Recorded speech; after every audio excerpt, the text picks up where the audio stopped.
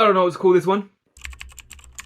So today, based on what I said in my previous video where I was showing you my Universal Monsters collection, this one right here, I thought it would be fun to just dive into some of my movie collection that I have. So I'm not going to go through all of them, I don't think, for this video because it might end up being quite long. I have a lot of discs in like a sleeve.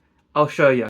I have a lot of movies in here because I really like to have the case and the covers because I like to have them on the shelf as a collection, but I lived abroad for 5 years and so this was a lot easier for me to take all of my stuff because I historically have been a bit of a hoarder and I need all my stuffs.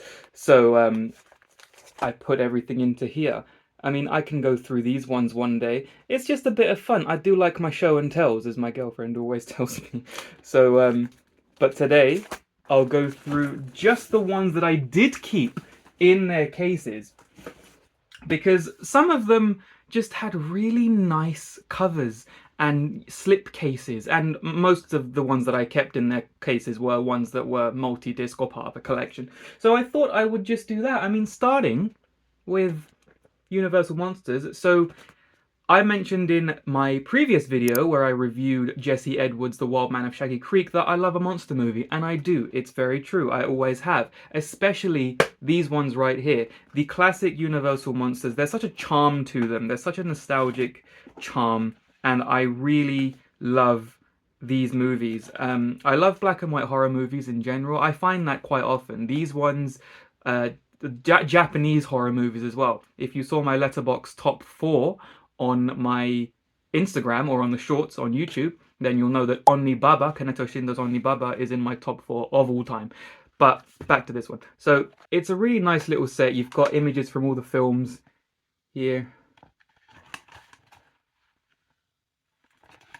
And then you open, and then there everything is. You've got, I can't even see, right? You've got Dracula, the Mummy, there's Frankenstein, the Bride of Frankenstein, the Creature from the Blue Lagoon, and Phantom of the Opera, and the Invisible Man and the Wolfman.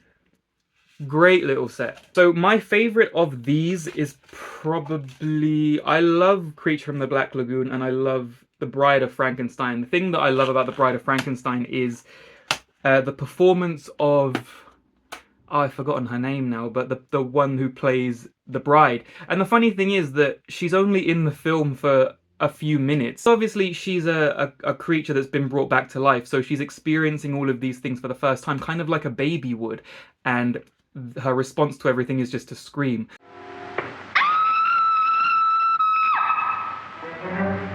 But I always love the sort of very quick, sharp, bird-like head movements that she has, that she's just discovering everything in the world for the first time. She was brilliant. I mean, the whole film is really. And also, you get this awesome little booklet. I know the collectors of movies, we love a booklet, we do. And there's just lots of things from in the film, as you can see. Lots of little essays, little bits of trivia and whatever. And then these postcards of each of the film's posters. I probably really should have thought of the format of this video. Maybe I should have had the camera facing the other way. But you know what? I'm a new YouTube channel. I'm new to long form content. You have to cut me some slack. Let's go with my boy, Alfred Hitchcock. This is the Masterpiece collection. And come on, how could I not take this cover with me? Look how nice that is. And then it's got slidey outy right here. And you're met immediately with the quote, "Make the audience suffer as much as possible." And then this one works like a little book. So you've got all of the films here. Like that. Each one has its own section. That's my favorite right there. Rear Window. That is Rear Window. Rear Window. That's my favorite Hitchcock movie. But awesome little set. And I always have these on display, especially when people come over. I want to look sophisticated and cultured. So I have all of my movie collections. If someone asks me about my movie collection, oh, that's interesting. Let me tell you something. I launch into a thing. I'm unstoppable. Let's go this one. Ingmar Bergman, The Faith Trilogy. So Ingmar Bergman is obviously a very renowned and respected filmmaker, one of the best of all time, and his most famous film would be The Seventh Seal. That is not in this collection. This is a collection of films, a collection of 3 films, Through a Glass Darkly, Winter Light and the Silence, that have overarching themes, mostly in terms of religion, faith, and such. Comes with a booklet, a collection of film essays, and as you'd expect, essays. Then you have the 3 films. Really nice little collection. I love these films. I mean, my favorite one is probably Through a Glass Darkly. That's probably my favorite one. It's about a schizophrenic girl who sinks into madness and becomes the focus of 3 men, a doctor, I have to look at the back to remind myself, her doctor husband, then her father and her brother. So they're all trying to deal with her schizophrenia. Next, let's go with, I mean, this isn't a collection, it's The Handmaiden, Park Chan-wook's movie. Again, I kept this because it's, come on, it's glossy and shiny. Why would I want to not take the cover with me, the box with me? And it's got 2 versions of the film. You've got the theatrical release and then the director's cut. So one is slightly longer. The Handmaiden is a film that was such an experience for me the first time I watched it, especially. It was in my top 4, in my Letterboxd top 4, but I switched it out for Come and See. But it was in my top 4 for a very long time. And it's just everything about it. Park Chan-wook obviously is such a unique filmmaker, and if you've seen any of his films, if you've seen Old Boy, which is probably his most famous, The Handmaiden, it was the first time that I ever went to the cinema by myself. Visually stunning. It's based on a book called Fingersmith that I also have, actually. Give me a second. So The Handmaiden is an adaptation of this book, Sarah Waters' Fingersmith.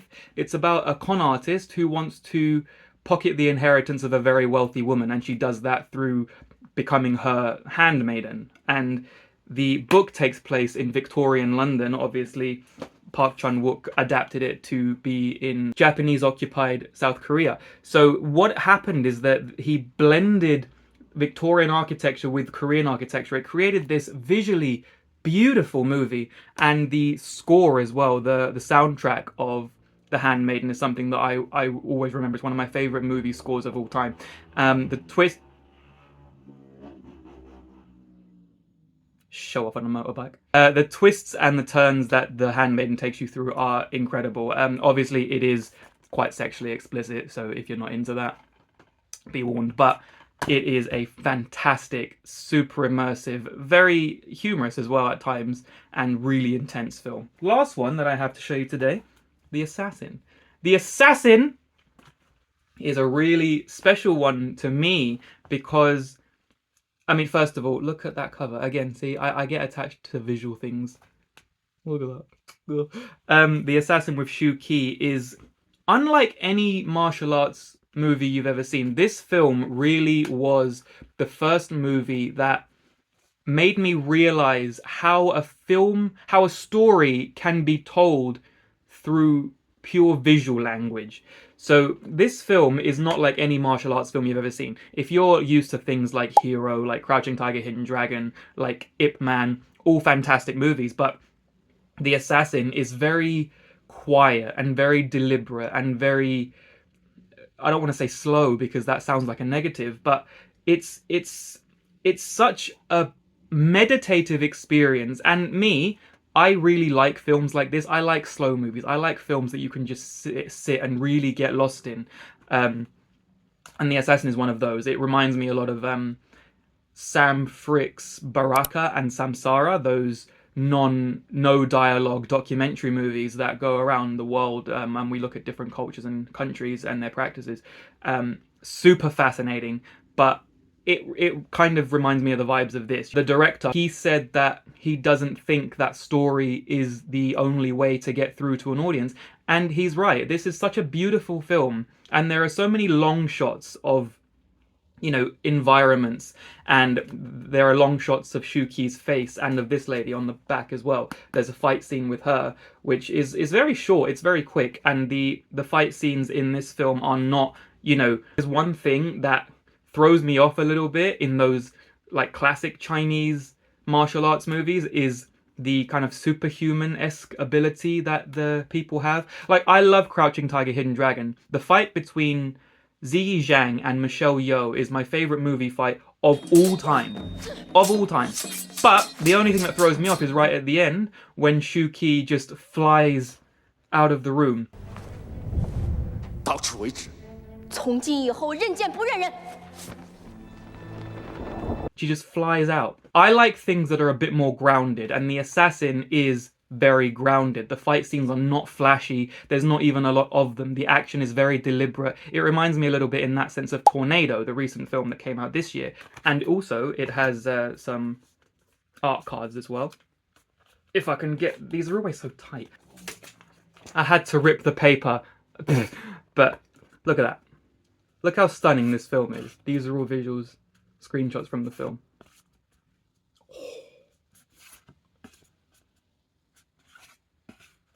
Look at that. It's such a beautiful film. I love this film so much. I mean, I love all the films that I've shown you today, and I hope you've enjoyed this little show and tell session. I wanted to keep this video really casual, really chill, and just me talking to you about things that I love. Like this video if you liked it, subscribe if you want to see more movie content, like this and indie reviews, which is what Outside the Spotlight focuses on.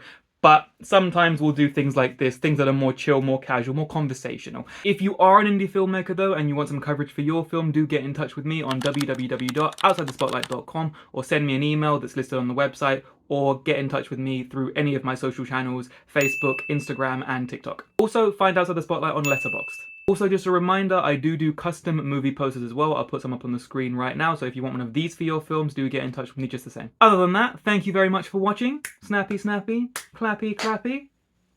Much love. Mwah.